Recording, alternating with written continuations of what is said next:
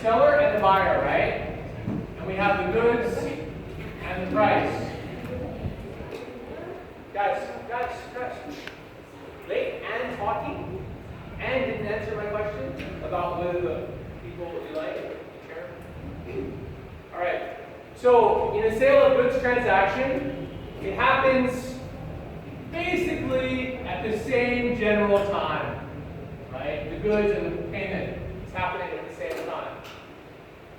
So that's one type of transaction. That's called trading. And I would call that a trading contract, right? Trading goods, trading services, whatever, okay? Services will be a little bit more long-term, though. Okay? So the other type of contract I'm going to call like an investing type contract. Okay? So this is something that happens over time, for a long time. Now, we're talking here about franchise agreement, partnership agreement, company, for example, joint stock company or limited liability company. Okay? All of these things are more like investment. So the structure is a little bit different. We have an investor, and they're going to put money in, right? Maybe they're going to put more money in, but there's going to be 1, 2, 3, 4, right? There's going to be different investments at different times. Some of those investments will be capital, and some of them will be debt, right? Now that can happen inside of a partnership agreement, a joint stock company, or a limited liability agreement. Okay? And obviously they want to get out. Not always at the same time. Right? Maybe investor 3 wants to get out there, investor 4 wants to get out there, investor 1, investor 2, right, like that. Okay? So maybe this person is having a divorce. Okay? And they lost their house in the divorce. So they have to buy a new house. So they need to get this money out, right?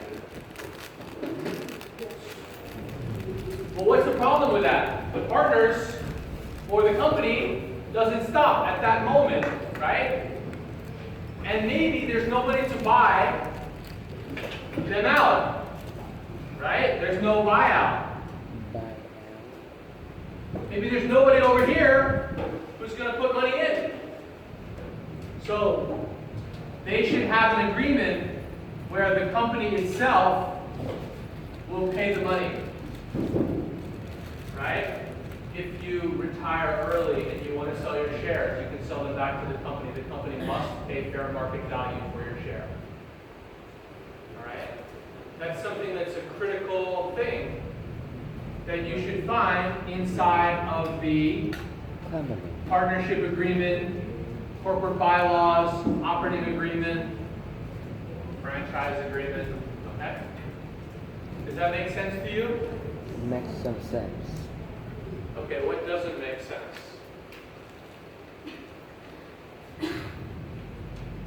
Okay. So, you'll have a case like that. Or maybe this person died and now their children want it. Or maybe the judge gave it to their husband or wife in the divorce. That happens all the time, right? Because even though they didn't make the partnership, they were in the marriage. So they get the half of the partnership share in most states. So you have a new partner. Oh my God, you have a new partner who knows nothing about your business. Do you like that? No. Right? For example, you guys did a partnership with me to do a vegetarian restaurant. And my evil wife, she became evil because, I don't know, something. I don't know what I did. But it's all my fault. No, I'm not married, and I haven't been married. Because I don't want to deal with this problem. What was that?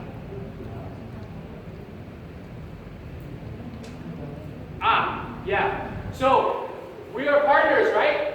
In a vegetarian restaurant. But, despite me, she wants to make it, wait, just you and me, okay? Do we have any vegetarians here? Do we have anybody here who wants to try to be good?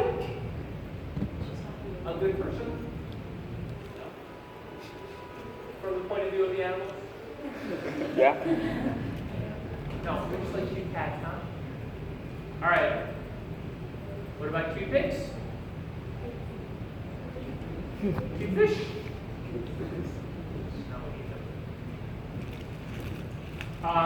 So, some very strong difference of opinion between a vegetarian and a non-vegetarian. Right? We could never really be friends. But you and me are vegetarians in this case, okay? But she now is your partner, and she hates me so much, she wants to make this eat the animal alive restaurant, okay? Eat the animal alive. They do that in Vietnam, right? It's really cool. They cut the fish in half, and they eat it while it's still looking at them. What? Moving. Yeah, some of my business partner guys, like rich people, they think that like it's like great because you're rich. You eat things when they're alive, and then somehow or other good. I don't know, like whatever. Anyway, there's a fish looking at me that's still alive. I'm like, and they realize that I really couldn't handle this, so they moved the fish off the table and killed it. Brought back this fish. Anyway, so you can imagine that you have one type of business, right? And suddenly, there is a new person owning the partnership share, right? Or the membership share, whatever it is, right? So the same basic problems happen in all the different structures that you might encounter. And in all the different structures, you have something like an agreement, or a bylaw, or an operating agreement, or it might be in the articles that you file with the government, but it's probably in the private document. In this thing, you can say, if anybody is going to sell their share to some third party, they must offer it first to the company. That's called the right of first refusal. Okay? I can't make a dating reference because I can't think of it. But there must be a good one. Right of first refusal. The right? The first one to say, no, I don't know. It sounds like that, but it's not. It's not really. Right of first refusal means the company itself, or the other partners, the other owners, they have the power to force the one leaving to sell to them, to the company, before they can sell it outside the company, right? That way, so let's say the judge may order that I have to sell my share to a third party. Before that, you pay me fair market value for the share. So she just gets the value of the partnership share, but you keep the share inside. Now you can continue to operate your partnership the way you want, because now it's a sole proprietorship or whatever the heck it is, okay? Got it? Another issue that's going to come is in every round of financing,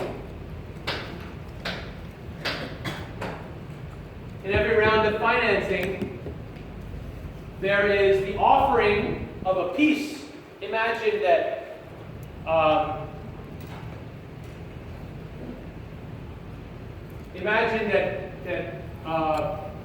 okay, let's start with, there's 3 shares in the company, okay, for 3 partners, right? And these are the founders. That's the beginning of the company. Now, they want to get more money to run the company, to expand, right? To take the next market quickly, because they have a competitor over here, right? So they issue 3 more shares to 3 more people, okay? So before, it was 1/3, 1/3, 1/3 control and ownership, right? For this one, that one, and that person, right? And once they issue another round of shares, what we say is the value of their holding has been diluted. Specifically, the value of their control and the value of their participation in the earnings, right, has been diluted.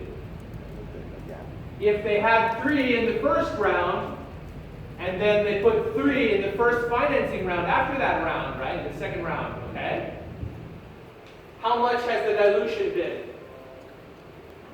Forget this one. Huh? Half. They've been diluted by half. And then these people have equal power as the founders, right? So you 3 started the company. You're the brains, right? And here they come along with the money. And now they have the same amount of control as you.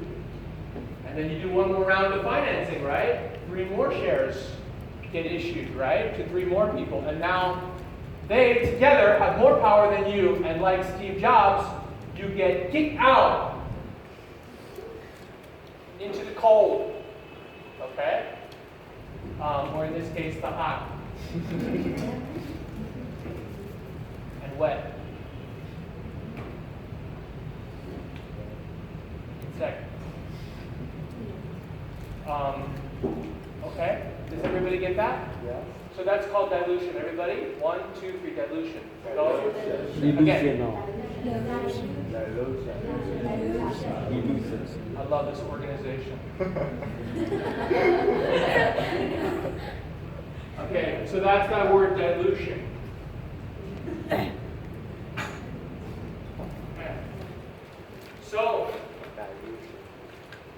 So the founders, how do you feel about that?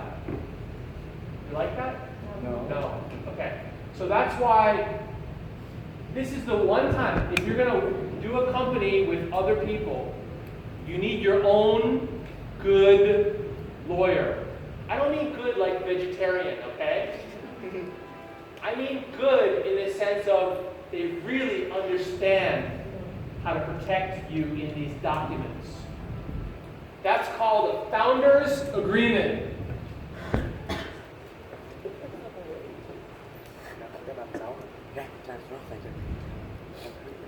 Actually, founder's agreement. Okay, that should happen at the first level. And each person should have their own lawyer. And the company should have its own lawyer. That's 3 lawyers for 3 different entities. Okay? This is really, really important that you do not go on the internet and pick up some damn document called Founders Agreement, did it! Because then you're going to be like Steve Jobs or Elon Musk. Do you like Elon Musk? Yes. Yeah? It's right. Yeah? Do you like Elon Musk? No. No, yes? No. Yes, no? No. No, yes? No. How about you? Huh? How about you? Do you like Elon Musk? I'm not gonna. Okay, I'll say this. I love physics, and I wish everybody would learn science and technology, because there is an unlimited amount of power everywhere around us, and resource everywhere around us, if we applied our brains toward harnessing it. We would be so rich, live forever. But we don't. And people don't know science, actually. They have no clue. So that's unfortunate. Elon Musk is the idea of, like, if you apply science especially physics in his case. Look what you can do. You can make the rocket come back to Earth and land and use it again and again and again, right? You can make a tunnel. You can, all the different things that he's doing. That's pretty impressive, science. And It's simply physics. okay, so the Founders Agreement might be a document out here, right? It might be a document out here, but it also might be some sentences in the partnership agreement, in the corporate bylaws, or in the operating agreement. So just because you don't see a document called Founders Agreement doesn't mean the founders haven't protected themselves inside the bylaws or the partnership agreement or whatever, right? Or the operating agreement, okay? So in all of these entities, we have two different things going on. We have the document you file with the government, and the government stamps it and gives it back to you. At that moment, your entity can be born, is born usually. Or there's another set of documents which are the internal agreements among the people that own it, right? That determines how control will be, how it will be managed over and above the law that is corporate law. That's the absolute rules, like you must have votes. You can't just have in your agreement, there will be no more votes. I will decide everything from now on, right? She'll decide everything and they won't. You can't do that because they're owners, right? So there must be votes, there must be meetings, there must be books and records, but many other things you can decide how many owners are going to be, how you could sell, who you can sell to, if there's a right of first refusal, if there's buyouts, right? All of these types of things you can agree on beyond corporate law. Corporate law allows you, unless the parties have otherwise agreed, it's going to be this way. But if you agree otherwise, you can do it different. Okay? And now I would like to play a short movie clip on why some people hate Facebook and don't really want to give them anything at all, ever. Cái gì đây? Promissory note là gì? Check là gì? So at the same time I play it there, I'm going to play it here. Từ đây đúng không? And I'm going to have Từ my, này. Chắc 25 nghìn mà. I'm going to turn the volume on here. Không ai là sao? Alright guys. Người của đất. Now for Mark, so you come up with a new part.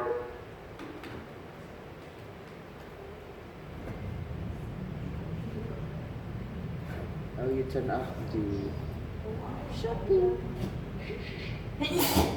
Workout.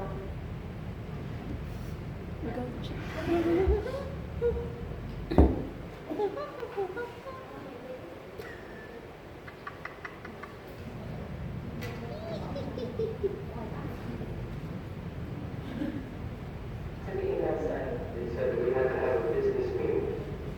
Department Shaw to bring some kind of revenge stuff on case equity. The Manningham was so impressed that we was not making an investment offer for the department to turn down. So I went to California. I went straight to the new offices. I didn't know whether to dress for the party or the business meeting, so I kind of just forgot. But it didn't matter. Why not? Because I wasn't called out there for the war. So what are you called out there for? An ambush.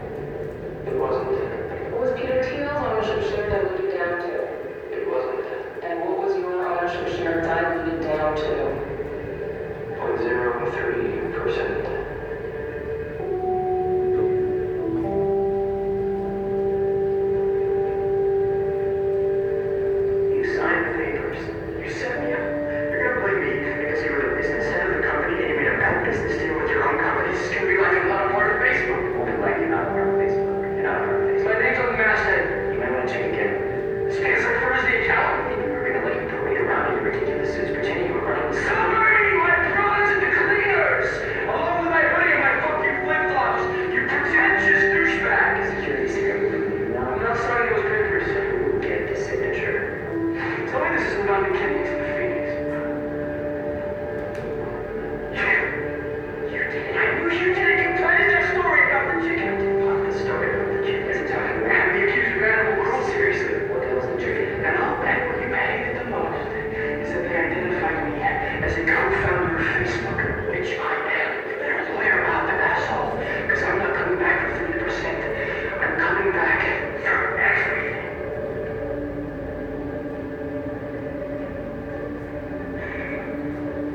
Get out here. It's okay. Hang on. That's what we got. Here's your $19,000. I wouldn't cash it though. I do know the accounting funds.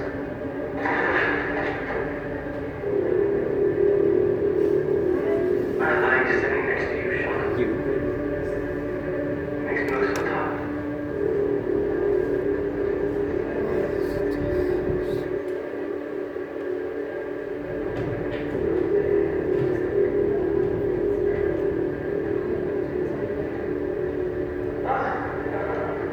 That's it. That's our show for tonight, people. Now you know why I'm Larry Smith. Yeah.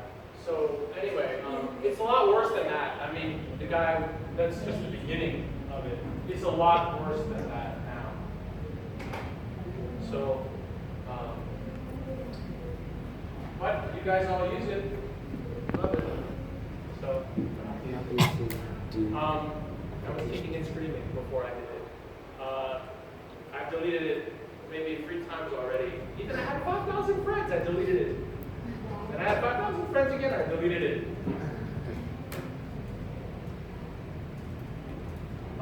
Okay, so I'll try not to delete it again. Do we have a group to present? Yes. I'm waiting for